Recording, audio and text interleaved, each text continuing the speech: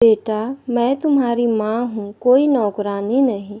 मालती जी ने सोचा था बहू आ जाएगी तो मुझे एक बेटी मिल जाएगी। एक बेटी की कमी उन्हें हमेशा से थी। सहेलियाँ जब अपनी बेटियों के साथ शॉपिंग पार्लर में जाती थी तब एक कसक उनके मन में उठती, काश मेरी भी एक बेटी होती। शादी से पहले उन्हें फिल्म देखने का बहुत शौक था। सहेलियों के साथ कॉलेज बंक मारकर और चचेरे ममेरे भाई बहनों के साथ खूब फिल्में देखी थी। पर शादी के बाद सास के डर से फिल्म का नाम भी ना ले पाई। ऊपर से नीरस पति, जिसे सिर्फ काम और पैसे कमाने से मतलब था। जब सास नहीं रही तब घर की जिम्मेदारियां ने उन्हें घेर लिया। फिर मौज मस्ती कोई अकेले करने की चीज़ थी। एक साथी तो चाहिए था। बेटा पापा का कार्बन कॉपी बाहर जाने के नाम से ही चिढ़ता था। एक साथी की कमी के कारण अपने मन का कुछ न कर पाई।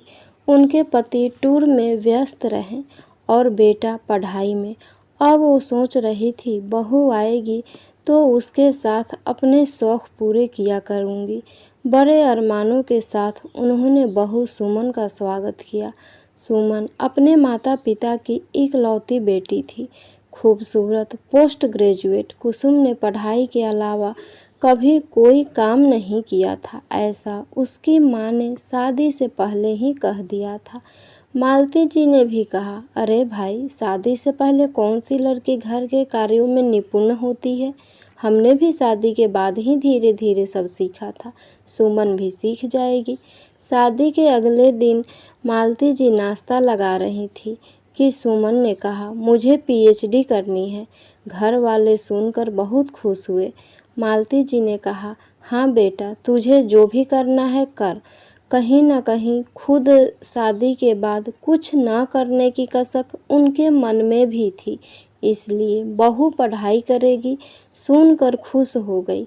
मन ही मन निश्चय किया, उसको घर के कामों के लिए नहीं बोलूँगी। 2 दिन में ही घर लाइब्रेरी बन गई। सुमन सारा दिन अपने रूम में बैठकर पढ़ाई करती। शाम को राहुल के आते ही उनका घूमने का प्रोग्राम बन जाता। अक्सर वो दोनों बाहर से ही खा कर आते। घर का बनाया खाना फेंका जाता। एक दिन मालती जी ने राहुल को टोका, बेटा, रोज खाना फेंका जाता है, बाहर खाना हो तो बता दिया करो। राहुल के कुछ कहने से पहले ही सुमन ने कहा, आप क्यों बनाती है हमारा खाना, हमने कहा है क्या। कहकर सुमन पैर पटकते हुए अपने रूम में चली गई। राहुल चुपचाप सुमन के पीछे अपने कमरे में चला गया। मालती जी को बड़ा धक्का लगा। पत्नी को जब सारे रास्ते बंद दिखते हैं तो वो पति की शरण में आती है। मालती जी ने भी अपने पति से बात की तो उन्होंने कहा, क्या मालती, तुम्हारा नेचर ही ऐसा है। पहले माँ के साथ झिकझिक होती थी, अब बहू के साथ करती हो। ना तो पहले मैं माँ और तुम्हारे बीच आया था और ना अब तुम्हारे और बहू के बीच आऊँगा। तुम दोनों की बातें तुम दोनों ही निपटाओ। मालती जी अपने आप को कोसने लगी, हे राम, मैंने इनको बताया है क्यों, बेकार में इतना सुनने को मिल गया।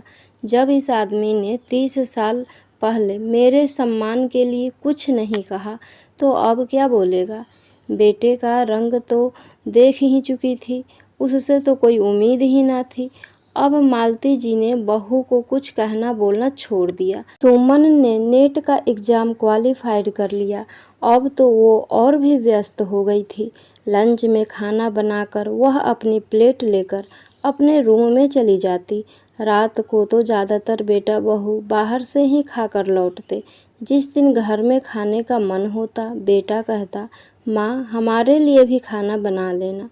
खाना बन जाता तो बेटा अपनी और अपनी पत्नी की प्लेट लगा कर कहता, माँ, सुमन को बहुत काम है, बाहर नहीं आ पाएगी खाने। मालती जी बहुत दुखी रहती थी। इससे वो खुद को असहाय महसूस कर रही थी। पति ज़्यादातर बाहर रहते थे, घर में बेटा बहू होकर भी ना होने के बराबर थे। इधर सुमन की पीएचडी पूरी होने को थी और मालती जी के पति की रिटायरमेंट हो गई। मालती जी खुश थी कि अब पति रहेंगे तो उनका एकाकीपन दूर होगा। मालती जी खुश थी कि अब रिटायरमेंट के बाद पति साथ होंगे तो अकेलापन कटेगा। उन्होंने तो सारा प्लान बना लिया था। अब तक जो भी अरमान उनके मन में थे वो सारे पूरी करेंगी। पर प्लानिंग सिर्फ मालती जी ने नहीं किया था, उनके पति ने भी सारी तैयारी कर रखी थी। रिटायरमेंट के बाद उनके पति सुबह ही योगा क्लास के लिए चले जाते। वहाँ से आते, नहा धोकर नाश्ता करके एनजीओ में स्लम एरिया के बच्चों को पढ़ाने चले जाते। दोपहर में लंच करने के बाद थोड़ा आराम करके फिर दोस्तों के साथ क्लब चले जाते। मालती जी के दिल के अरमान दिल में ही रह गए। पति से शिकायत करती तो वो कहते, अरे भाई, मैं तो पहले ही प्लानिंग कर रखी थी, जो भी मैं पहले नहीं कर पाया वो मैं रिटायरमेंट के बाद करूँगा। सुमन ने प्राइवेट कॉलेज में पढ़ाना शुरू कर दिया था तो अब उसके पास काम करने का बिल्कुल भी समय नहीं होता था। सुबह मालती जी सबकी पसंद का नाश्ता बनाती, बेटा बहू का टिफ़िन पैक करती, सारा दिन काम में ही लगी रहती। बेटे के शादी से पहले कि उनकी मित्र मंडली जब भी बुलाती उनके पास समय ही नहीं होता जाने का।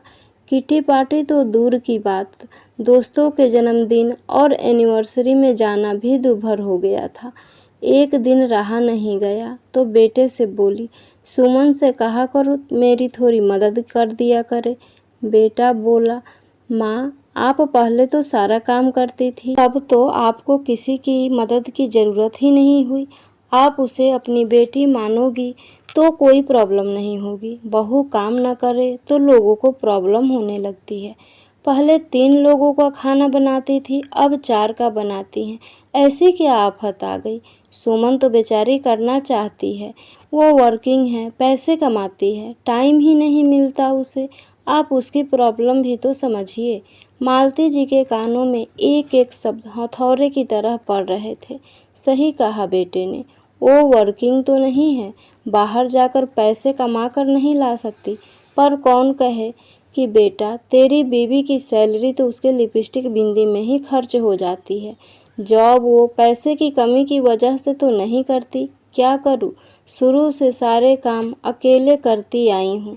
सास ननद से कभी उन्हें मदद की उम्मीद थी ही नहीं। पति ज़्यादातर बाहर ही रहे। पति को कभी कुछ करने को कह भी देती तो सास 10 बातें सुनाती। मेरा बेटा तो अभी छोटा है, ये सोचते सोचते कब कॉलेज पहुंच गया, फिर नौकरी भी करने लग गया।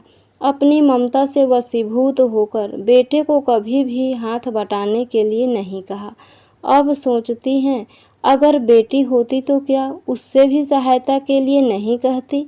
शायद नहीं, ससुराल भेजना है यही सोचकर काम सिखाती बेटी को। बेटे ने एक बार फिर भी नहीं सोचा, माँ के भी उम्र हो रही है, ये भाग दौड़ नहीं होता उनसे। अब शरीर साथ देना छोड़ रहा है, सारा दिन फिरकी की तरह घर के कामों में लगी रहती हैं और रात को शरीर दुखता है। पास में लेटे पति उनकी ऊह आह को सुनकर कहते हैं, डॉक्टर के पास चली जाना, बस कर्तव्य खत्म। कभी लगता शायद घर के कामों की वजह से वो परेशानी नहीं है, उन्हें अब लगने लगा है कि वे उपेक्षित तिरस्कृत हैं इस घर में। सबको सिर्फ उनसे काम के कारण ही मतलब है। कुछ दिनों के बाद राहुल ने बताया कि सुमन माँ बनने वाली है। घर एक बार फिर खुशियों से भर गया। नए मेहमान को लेकर तरह तरह की तैयारियां शुरू हो गई। मालती जी भी खुश थी।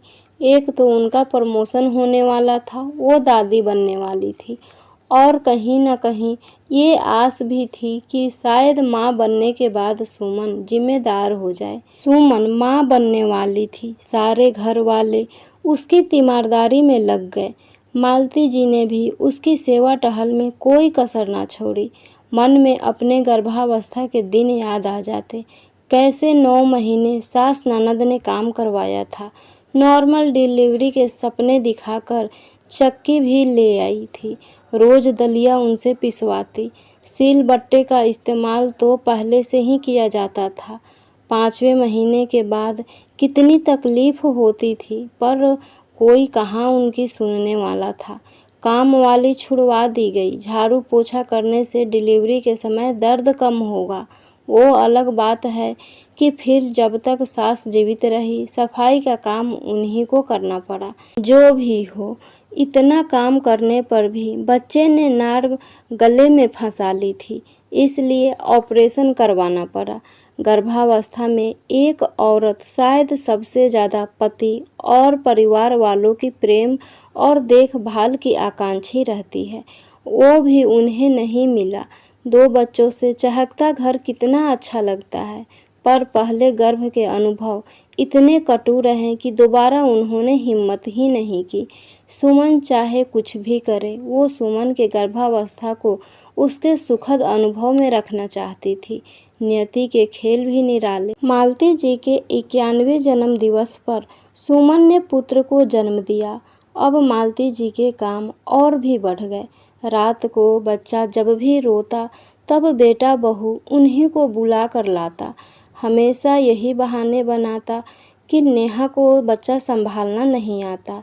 तेल मालिश से लेकर बच्चों को नहलाना खिलाना सब उनके जिम्मे में हो गया था। सुमन अक्सर सबके सामने कहती, पोते का हक बनता है और दादी का फर्ज होता है पोते की देखभाल करना। राहुल और उसके पापा हाँ में हाँ मिलाते। बच्चे का प्रथम सालगिरह बहुत धूमधाम से आयोजित करने का फैसला लिया गया। सारे रिश्तेदारों को बुलावा भेजा गया। मालती जी की छोटी बहन सुनीता कनाडा से 1 महीने पहले ही आ गई थी। सुनीता ने घर का सारा हाल देखा।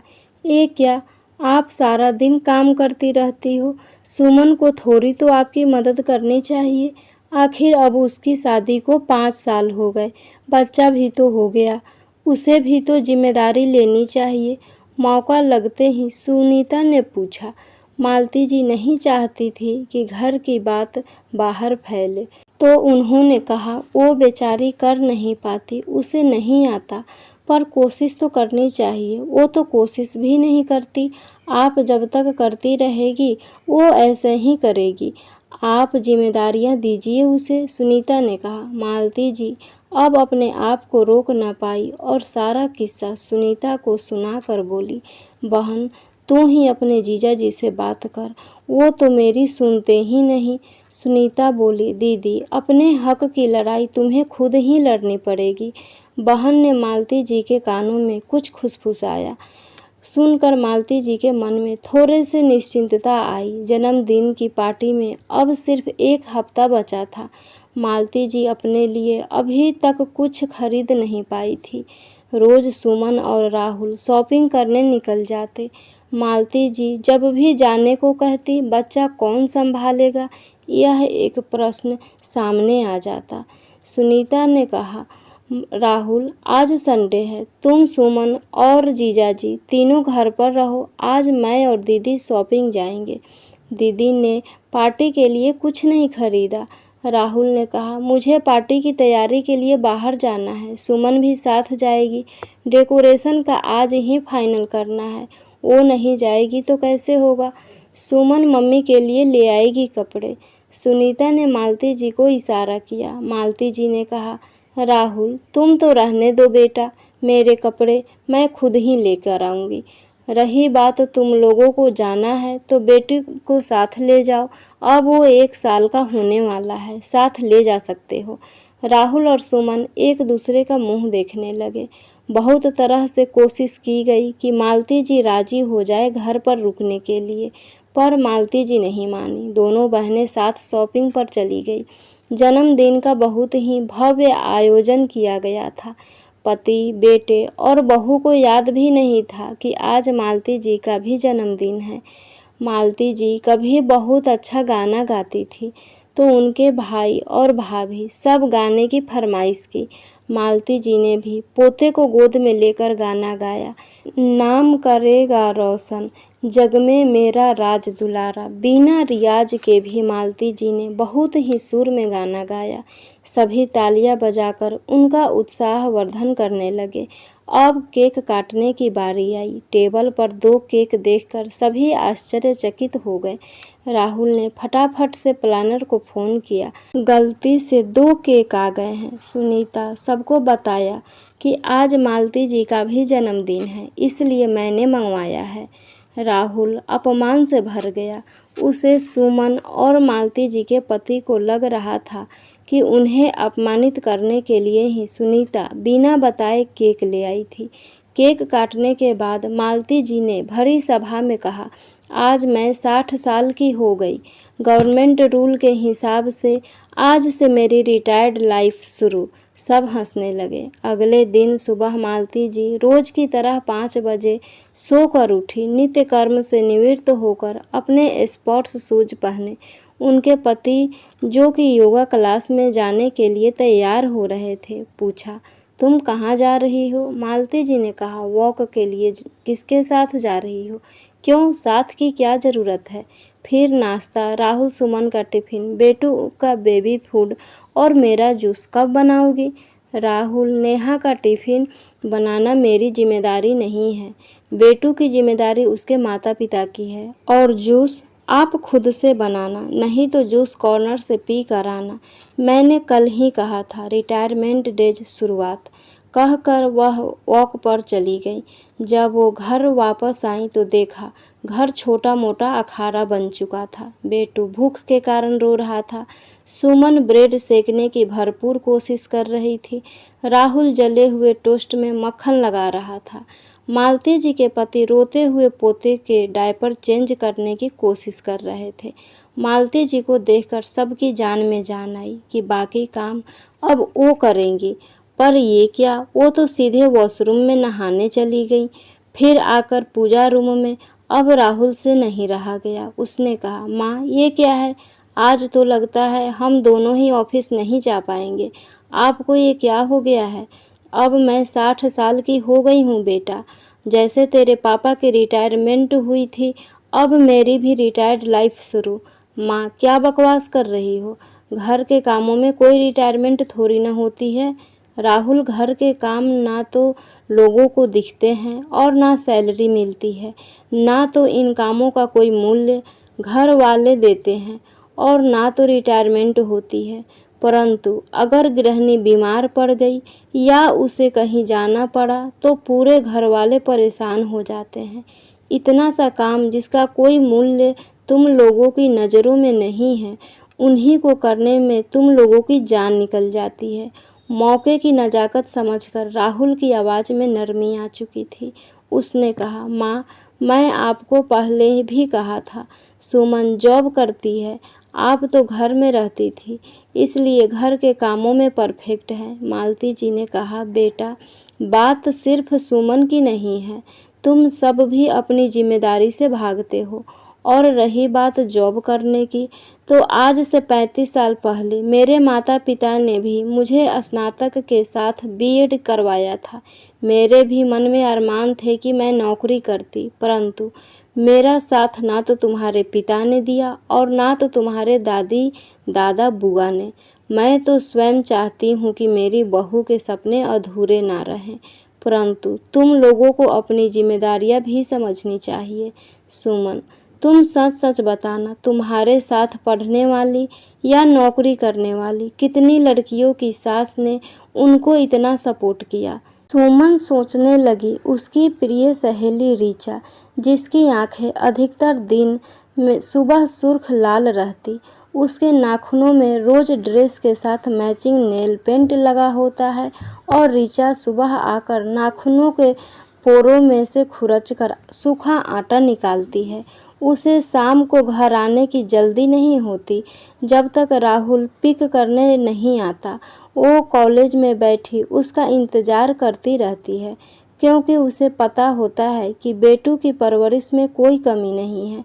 बेटू के पास उसकी माँ से भी ज़्यादा ध्यान देने वाली दादी माँ है, जबकि उसके साथ काम करने वाली औरतें छुट्टी होते ही पागलों की तरह घर जाने को बेताब रहती है।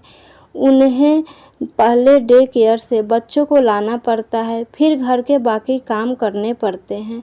उसका जब भी मन होता वो और राहुल फिल्म देखने चले जाते या ऑफिस कलीग के पार्टी में निश्चिंत होकर चली जाती, जबकि कई सहेलियों को उनके पति ससुराल वाले रात की पार्टी में जाने की अनुमति नहीं देते थे, या जाती भी थी तो पूरे घर का खाना बनाकर। सच, उसके जितनी आज़ादी किसी को भी नहीं मिली थी। पर सुमन ने कहा, मेरे हाथ का खाना किसी को पसंद नहीं आएगा। राहुल तो हमेशा कहते हैं मम्मी जैसा खाना कोई नहीं बना सकता। मालती जी ने कहा, सुमन, तुम सीखने की कोशिश करोगी तो तुम्हें भी आ जाएगा। क्या तुम नहीं चाहती जैसे राहुल मेरे हाथ से बने खाने की तारीफ करता है वैसे ही बेटू भी तुम्हारे करे? सुमन ने कहा, मम्मी माफ़ कर दीजिए, मुझे अपनी गलती का एहसास हो रहा है। अगले दिन सुबह 5 बजे वॉक पर जाने को तैयार हुई तो उनके पति ने कहा, मालती, आज से हम तुम एक साथ योगा क्लास चलेंगे। मैंने तुम्हारा नाम एनरोल करवा दिया है। योगा क्लास से वापस आकर देखा तो राहुल वॉशिंग मशीन में कपड़े धो रहा था और सुमन बेटू का खाना खिला रही थी। टेढ़ी मेढ़ी भिंडी काट के उसने रखी थी। मालती जी ने पराठे सेके और सुमन ने मालती जी के निर्देश पर भिंडी बनाया। मालती जी को हंसी आ गई जब उन्होंने देखा कि उनके पति डस्टिंग कर रहे हैं। आरे टेढ़े ही सही, सब अपनी तरफ से काम करने की कोशिश कर रहे थे। मालती जी को कभी लगता है कि इनको बोलने से अच्छा है मैं खुद ही कर लूं, पर सुनीता ने कहा, दीदी करने दो इन्हें, काम करते करते ही आएगा। अब सब साथ काम करते, साथ घूमने जाते। सुनीता का उपाय काम आया। मालती जी ने अपनी बहन का शुक्रिया अदा किया। घर के काम घर में रहने वाले हर सदस्य की जिम्मेदारी होती है, उसे किसी एक सदस्य पर नहीं डालना चाहिए। बच्चों के प्रेम से हम उनसे कोई काम नहीं करवाते, यही आदत उनके बड़े होने के बाद भी नहीं बदलती। पति यदि घर के काम में पत्नी की सहायता करे तो उसे उसकी इज्जत कम नहीं होती। सास को भी समझना होगा कि बहू अकेली पर घर के कामों का भार ना डाला जाए। इस प्रकार बहू को भी समझना चाहिए कि अगर सास सहायता कर रही है तो उसका अतिरिक्त फायदा न उठाया जाए। एकल परिवारों की संख्या बढ़ने का मुख्य कारण ये भी है। फ्रेंड्स, आशा करती हूँ ये कहानी आपको ज़रूर पसंद आई होगी। प्लीज़ लाइक, सब्सक्राइब और शेयर करना ना भूलें।